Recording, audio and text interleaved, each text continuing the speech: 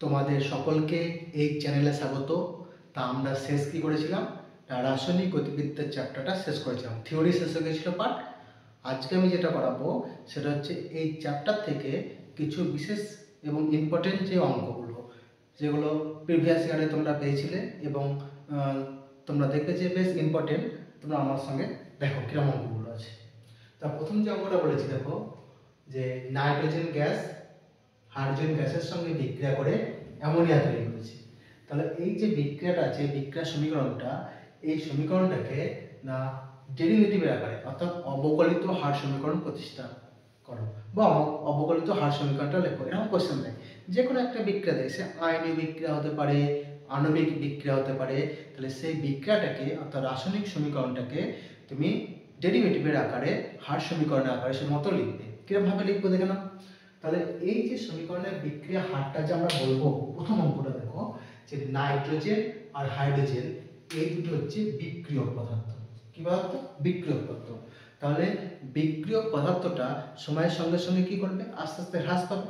এই জন্য বিক্রিয়ক পদার্থগুলোকে যখন আমরা লিখবো তখন সেখানে একটা সাইন দেবো, সেটা হচ্ছে নেগেটিভ সাইন।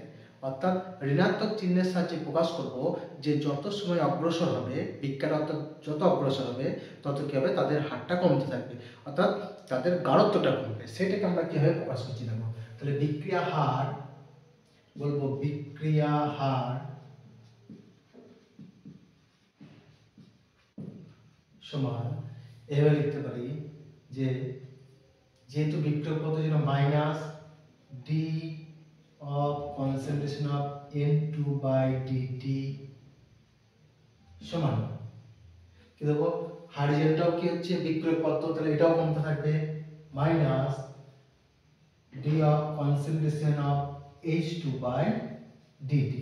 এবার দেখো এখানে যে হাইড্রোজেন আছে সেই হাইড্রোজেনের স্টয়কিওমেট্রিক কোএফিসিয়েন্ট অর্থাৎ সহগ আছে 3। তাহলে এই যেটুকু বার করলাম এটা হচ্ছে যে কতটা পরিমাণ হাইড্রোজেন কমে গিয়েছে, অর্থাৎ হাইড্রোজেন গ্যাসের নির্দিষ্ট হওয়ার হার বা অন্তর্নিহিত হার। কিন্তু এটাকে যদি বিক্রিয়া হার দিয়ে প্রকাশ করতে চাই তাহলে কি করব, যে স্টয়কিওমেট্রিক কোএফিসিয়েন্ট আছে সেটা দিয়ে ভাগ করে দেবো। তাহলে কিভাবে লিখতে পারি না, 1/3 ঠিক সমান দিয়ে এবারে অ্যামোনিয়া গ্যাস, অ্যামোনিয়াটা হচ্ছে কিন্তু বিক্রিয়াজাত পদার্থ। তাহলে বিক্রিয়াজাত পদার্থের গাঢ়ত্ব সময়ের সঙ্গে সঙ্গে কি হয়, বাড়তে থাকে। তাহলে যেহেতু বাড়ে ওই জন্য বিক্রিয়াজাত পদার্থগুলোকে আমরা প্লাস দিয়ে দিই। কি লিখবো, D of concentration of NH3 by DT. এবার এখানে স্টয়কিওমেট্রিক কোএফিসিয়েন্ট কত হচ্ছে, অ্যামোনিয়া 2, এই জন্য এটাকে 2 দিয়ে ভাগ করতে হয়। তাহলে এই হচ্ছে যে অবকলিত হার সমীকরণ, এই সমীকরণ। আর এটাকে যদি আমি সহজে অঙ্কের মাধ্যমে করতে চাই তাহলে আমরা এটাকে কিভাবে লিখি, তাহলে এই যে বিক্রিয়া হার এটাকেই বলছি রেট অফ রিঅ্যাকশন। সেটাকে এইভাবে লিখতে পারি যে এখানে রেট অফ নাইট্রোজেন সমান রেট অফ হাইড্রোজেন বাই 3 সমান রেট অফ অ্যামোনিয়া বাই 2। তাহলে এখানে rate of nitrogen, rate of hydrogen, rate of ammonia যখন লিখব তখন কিন্তু আর নেগেটিভ সাইন বা পজিটিভ সাইন দেওয়ার দরকার পড়ে না, ঠিক আছে। কিন্তু যখন ডেরিভেটিভের আকারে এগুলো দেখাতে পারি, যে দেখাচ্ছি, তখন কিন্তু নেগেটিভ সাইন এবং পজিটিভ সাইনগুলো আমরা দেখাবো। এবার দেখো 2 নম্বর সমীকরণটা কি বলেছে না, ঠিক এরকমই একটা বিক্রিয়া দিয়েছি, সেই বিক্রিয়াটাকে আমরা অবকলিত হার সমীকরণে প্রতিষ্ঠা করবো, সে একই রকম ভাবে। তাহলে কিভাবে করছি, তাহলে বলতে পারি বিক্রিয়া হার রেট অফ রিঅ্যাকশন সমান বলতে পারি D of concentration of A2 by dt।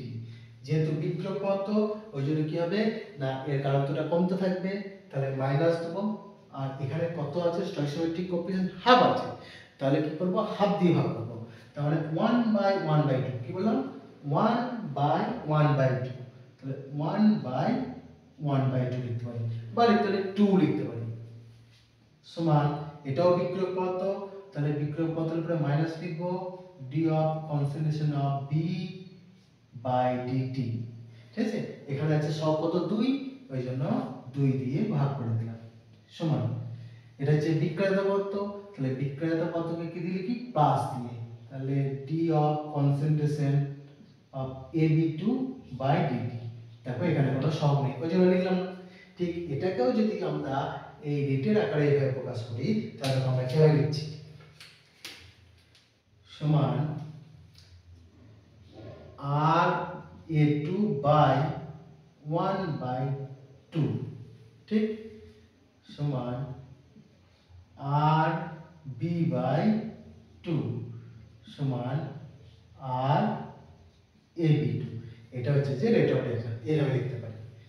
এখন দেখো একটু অন্যরকম দিয়েছি, আমরা কি দিয়েছিলাম, এখানে একটা রাসায়নিক সমীকরণ ছিল, সেই সমীকরণটাকে ডেরিভেটিভের আকারে প্রকাশ করেছি বা অবকলিত হার সমীকরণ আকারে প্রকাশ করেছি।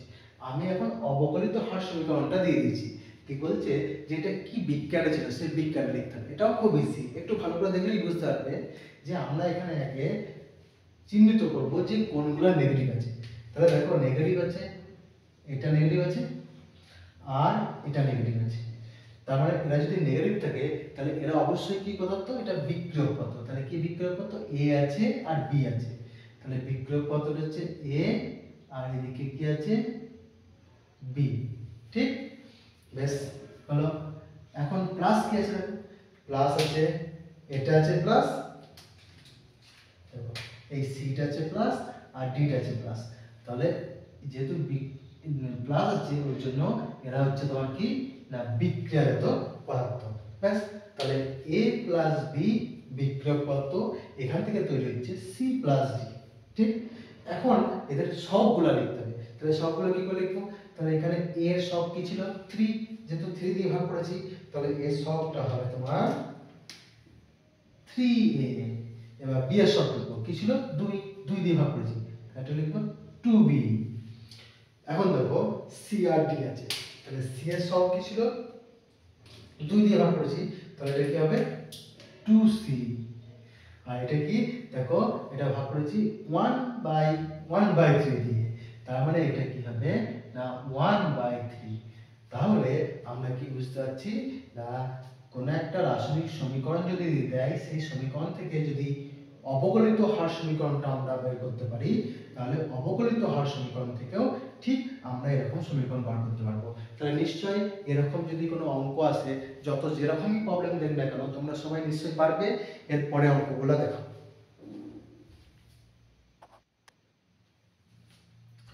তাহলে দেখো পরবর্তী যে দুটো অঙ্ক সেখানে কি আছে না mn/- plus 5ap2 plus 8h plus, এইগুলো হচ্ছে সব বিক্রিয়ক পদার্থ।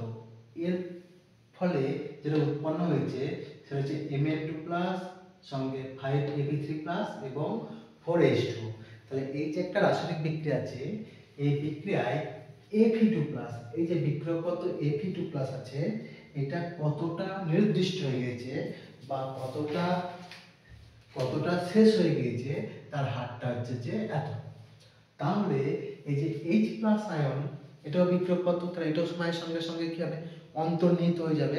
তাহলে কতটা অন্তর্নিহিত হবে আমাকে সেটা বার করতে হবে। তাহলে দেখো এই যে সমীকরণটা আছে এই সমীকরণটাকে আমরা কিভাবে হার সমীকরণ আকারে প্রকাশ করতে পারি। দেখো তাহলে বলছি রেট অফ রিঅ্যাকশন সমান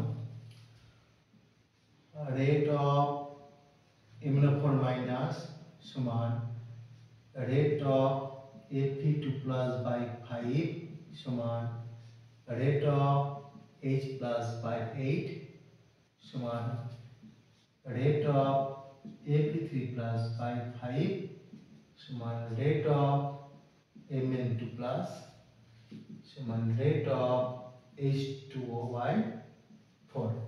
তাহলে এই হচ্ছে ইকুয়েশন, ঠিক আছে। এখন আমাকে যেটা বলে দিয়েছে সেটা বলে দিয়েছে যে রেট অফ Fe2 প্লাসটা বলে দিয়েছে, অর্থাৎ রেট অফ Fe2 প্লাস এর ভ্যালুটা বলে দিয়েছে 1.6 মোলার সেকেন্ড ইনভার্স। মোলার মানে হচ্ছে যে এই মোলারিটি, অর্থাৎ এটা হচ্ছে যে মোল পার লিটার। এই মোল পার লিটারটা না লিখে আমরা মোলার লিখে দিই, ঠিক আছে।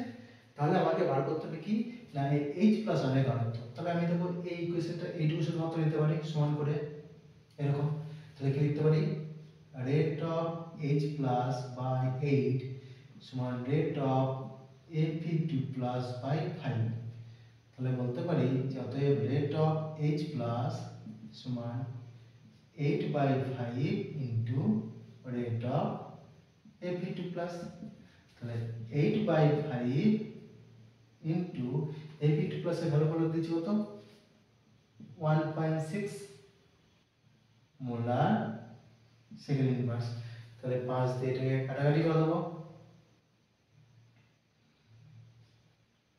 5 3 যা 15 এদিকে কত হচ্ছে 1 10 5 2 যা 10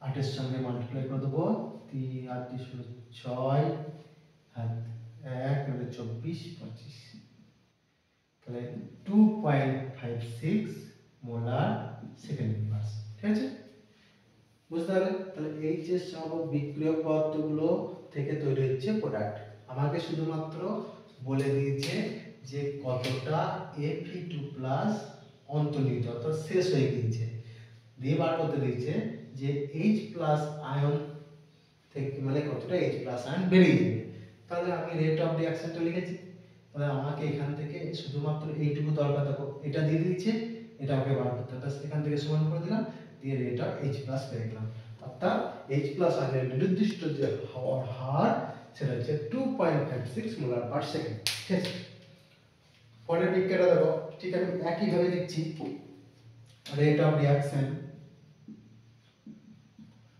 সমান rate of SO2 সমান